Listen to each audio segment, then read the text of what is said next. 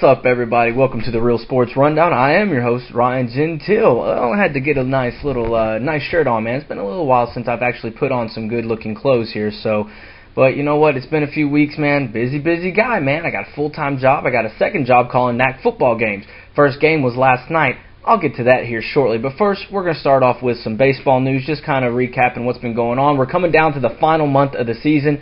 This is when baseball gets very interesting, man. You got playoff races, you got wild card races. I mean, you got every kind of scenario that you can possibly think of. And right now, the Colorado Rockies are the team on fire right now. They were 15.5 games back at one point from the Los Angeles Dodgers. They got all the way within 2 games against them, but then they ended up losing, I think, the final 2 of the 3-game series, which they're back down to, I think, the 3 or 4 games back, but they still hold the wild card lead over the San Francisco Giants. So pay attention to the West. The division that everybody thought was going to be the weakest division right now is the strongest. Colorado has Jimenez pitching very well. Todd Helton's hitting. Everybody is hitting on that Colorado staff. The Giants have probably one of the best 1-2 punch-outs in their starting pitching rotation in Tim Lincecum and Matt Cain. But those 2 guys anchoring your rotation, it's going to be a really interesting wild card race. So pay attention to that. Will the Rockies pull it off? I wouldn't put it by them, man. After that 1 year, a couple years ago, they ended up winning 22 straight games in the last final 2.5 weeks of the season to make the playoffs, run all the way to the World Series. I wouldn't put it past that team whatsoever. Now, also, the Yankees, man, they were struggling as of late, but, man, they caught fire at the right time. They right now hold a 6-game lead over the Boston Red Sox, so it looks like I might be wrong in that aspect of things right there, but still plenty of games to be played, so got a whole month. You never know what can happen. And as far as the Angels and Tigers go, they both still hold leads in their divisions right now, so right now I'm still right on that. As far as the wild card goes, Boston still holds the wild card lead, but Texas is making a push, man. Texas has been hitting. They've been pitching as of late. So Boston better get their act together, because if they keep this up and keep struggling, going up and down, they might be looking out, on the outside looking in, and the Rangers might sneak right in and take that wild card playoff spot. So we'll have to wait and see. As far as the National League goes, I've already mentioned the Rockies and the Giants battling it out, and the Dodgers still have a lead in their division, but not a big one though. So they got to be careful there, because if Colorado catches them, be careful, man. Los Angeles could end up sneaking out, man. They were one of the best teams in baseball, but ever since the All-Star break, I don't think they have an above 500 record. So they're struggling as of late. As far as the East goes, the Phillies are just wrecking shop on there. Pedro Martinez has helped that rotation out tremendously.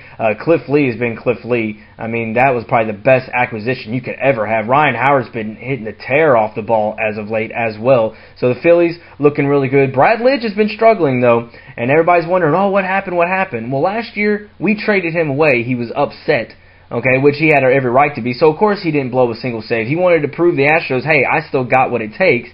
Well, now this year, I'm telling you, all it takes is a few times to get his confidence rattled, and he struggles. So, Philadelphia fans, be careful, because Brad Lidge might cost you a playoff game. As I recall, I remember the Pujols bomb.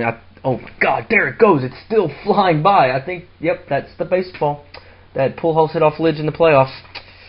So, Philadelphia fans, be careful. Don't be wrong. He's a great closer, man. He might get it done for you, but don't be surprised if he blows it.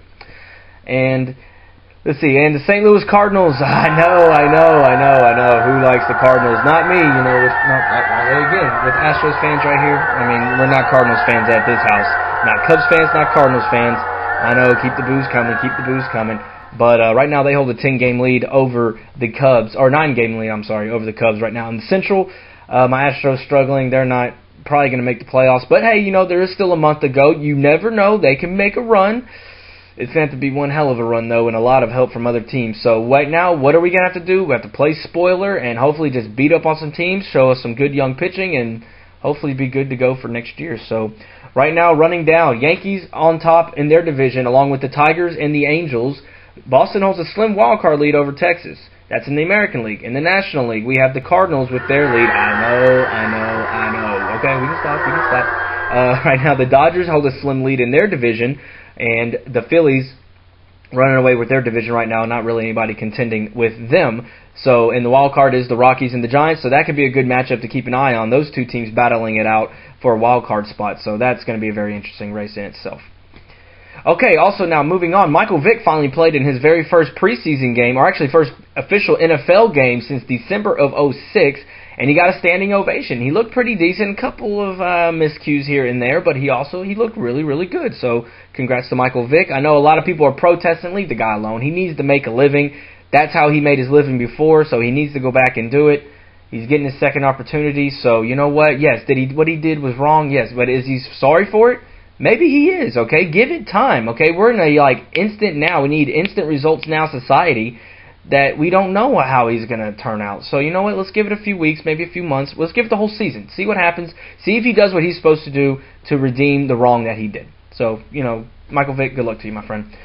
Brandon Marshall, sticking in football, suspended the entire preseason. Whew, man, I mean, you want to talk about acting like a baby. I don't have the video for this. I don't even have the pictures for it. But, man, the guy was just kind of lollygagging around, kicking the football away. He was crying like a little baby is what he was doing. The guy can't pull his head out of his you-know-what. I want a contract. I want a contract. You know what? Everybody wants contracts. Everybody wants to get paid. What makes you so special, okay? Anquan Bolden, perfect example. During the offseason, he talk. I'm not doing it. I'm not doing it. Well, guess what? When it came time to work, you go to work. You signed a contract. If you didn't like the original contract that you signed, guess what? You signed it. Honor the contract. Stop being such a baby about these things. This is what bothers me about professional athletes. They signed a contract and they have one great year and they're like, pay me the money, which I understand. You can say it all you want, but when it comes time to the season to start, get back to work and do what you're supposed to do and honor the contract that you signed. If you didn't like it, then why'd you sign it? Okay? Think about it. Stop being such a baby, okay, Brandon? I hope you get suspended the whole year, and I hope you don't get paid at all. That's what I hope. And sticking in, Brett Farve signed with the Vikings. That's right. And now supposedly there's a schism, what does that mean, in the locker room. So we're just going to leave it at that. Brett Favre signed with the Vikings. I'm tired of talking about it. Okay, now we got to run it down, man. I called Nacogdoches football last night. One hell of a game. We were down 6-0. We blocked the extra point, which showed to be huge in this game. We scored a touchdown to go up by a point. Second half rolls around. The Tigers of Mount Pleasant just run all over us. They take a 14-7 lead after they got their two-point conversion to get a full touchdown. We can't seem to do anything on offense. Well, then all of a sudden, Corey Patton took over this game. He threw for 131 yards and passed for a touchdown. And then he also rushed for 22 yards and scored the game-winning touchdown, and then got the game-winning two-point conversion with 55 seconds remaining in the game. That's right. The coach, Bill Harper, went balls to the wall and said, you know what, we're down by a point, 55 seconds left, let's go for two. And Patton stretched that ball out, crossing the goal line to get the touchdown. That's right. Unbelievable game. You cannot, there's nothing better than that. So, man, that was one great game. All right, it is time for Quickets. Quickets. Now show the logo. Changing uniforms now. Okay, this Quick Hits doesn't really have anything to do with sports, but I do have to bring it up. I got a chance to see Stained last week, or a couple weeks ago. Great concert, great time. Had a blast with some friends.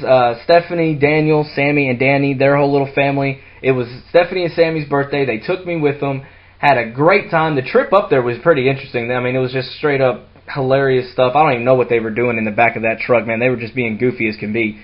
And then, of course, on the way home, as I was driving home, everybody's passed out because it was that great of a concert, man. Chevelle, Hailstorm, this new band called Low Pro, but Stain rocked it, man. Aaron Lewis walked right in front of me. This guy's arm, if you look at the picture, almost blocked my view, man. I was really, really mad. But I got this nice little shirt out of it, man. So Stain was a great concert, great time. So, have to bring that up. So if you ever get a chance to go see Stain live, I recommend you go do it, okay? Well, that's going to do it, guys. We are done with the Real Sports Rundown today. I know it was quick, it was short and sweet, but, you know, that's what I have to do. I got another job, got things to do. So guess what? Everybody have a great week. Hopefully next week I'll have another show up and running. I might even try to have a special guest on if I can. If I can't, I'll see you guys in a week, maybe two. But you know what? See you guys.